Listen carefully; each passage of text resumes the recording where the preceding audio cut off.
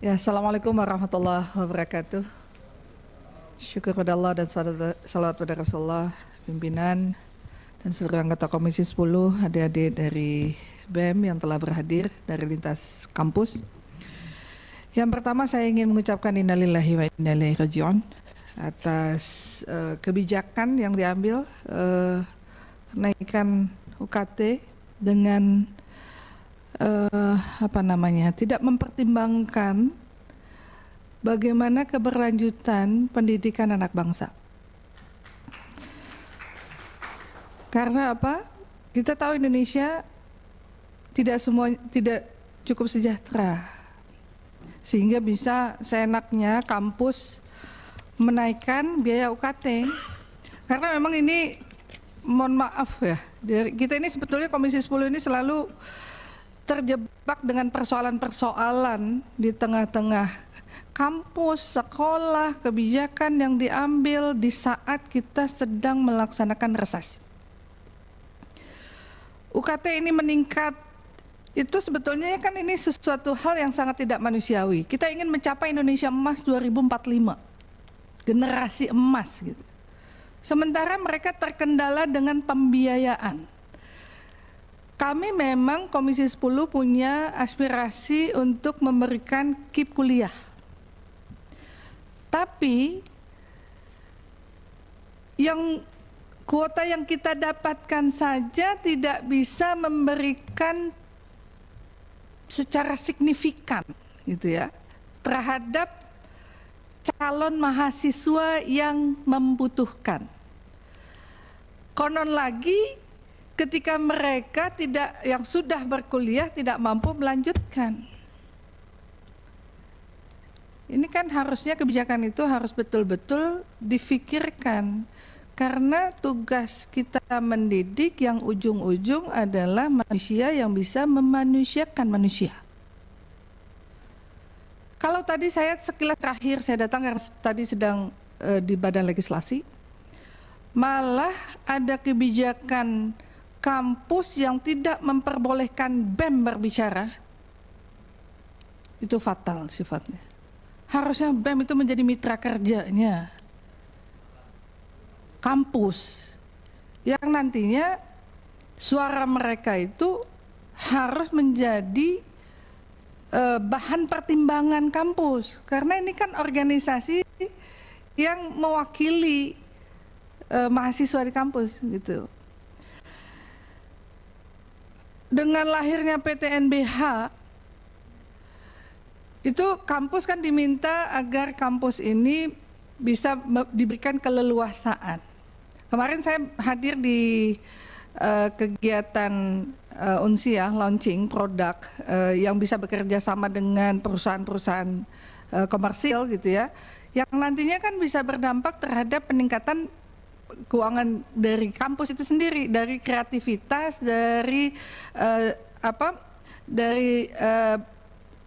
apa yang dimiliki, potensi yang dimiliki di daerah yang dikelola melalui kampus. Katakanlah Unsiah kemarin dengan minyak nilamnya dan produk lainnya yang menghasilkan buat minyak wangi, lotion dan sebagainya, dan kemudian MOU dengan perusahaan-perusahaan besar.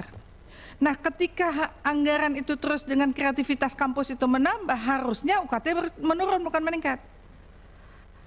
Nah, belum lagi fasilitas kampus secara infrastruktur itu masih sangat minim gitu, masih sangat kurang di beberapa kampus, terutama di daerah-daerah. Nah, tentu kehadiran adik-adik BEM hari ini kan akan menambah pengetahuan kami terhadap hal-hal yang berlaku di kampus sejak diberlakukan peningkatan UKT. Jadi memang ya kemarin ada sampai pinjol lah gitu ya. Kita juga diwawancara tentang pinjol, sekarang tentang UKT, sampai harus datang ke sini gitu, perjuangan. Ya terus harus berjuang. Jadi kalau memang ini menzalimi terhadap kemampuan mahasiswa kita untuk melanjutkan kuliah, ya keberadaan PEM harus benar-benar bisa menyuarakan itu. Dan pola caranya ya kalau kemarin harus sampai, saya melihat hampir di seluruh Indonesia ya melakukan upaya dengan demonstrasi dan sebagainya. Tapi memang jalan yang ditempuh hari ini adalah jalan yang cerdas, ya, jalan yang cerdas. Kalau bisa langsung ya mintalah waktu Pak Menteri, ya. Tentu kami di Komisi 10 tugas kami memang memfasilitasi itu.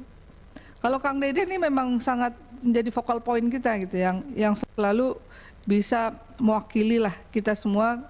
Kemarin di media di mana-mana juga perjuangan. Nah, kita sudah bertemu dengan kementerian dalam hal pinjol dan sebagainya, dan hari ini kita menerima adik-adik mahasiswa. Kita tidak ingin apapun itu, kalaupun ada peningkatan yang tidak signifikan, artinya peningkatan ada penambahan mungkin setiap tahunnya sedikit, itu masih bisa ditolerir gitu. Tapi ketika persentase itu saya sendiri sangat kaget. Kan kalau di kampus itu beasiswa kan bervariasi ya. Ada yang terima 100%, kayak kita yang KIP kuliah itu ada terima 100%. Ada yang terima sekian persen dari kampus, sekian. Sampai yang memang mereka secara mandiri gitu. Nah, karena hal ini bervariasi, kemampuan juga bervariasi. Kalau ada subsidi silang mungkin masih bisa ditolerir, yang mampu membayar lebih, yang tidak mampu difasilitasi. Nah, pasti tidak adakan gejolak seperti ini, maka kebijakan itu harus benar-benar secara cerdas, secara cermat, melihat kepentingan yang lebih besar. Infrastruktur penting, tapi manusianya jauh lebih penting menurut saya.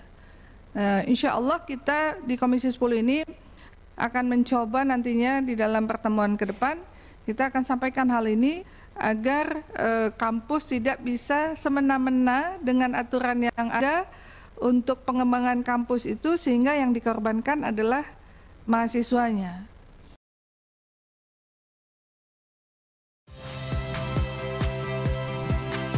Saya Radi Saputro. Saksikan program-program Kompas TV melalui siaran digital, pay TV dan media streaming lainnya.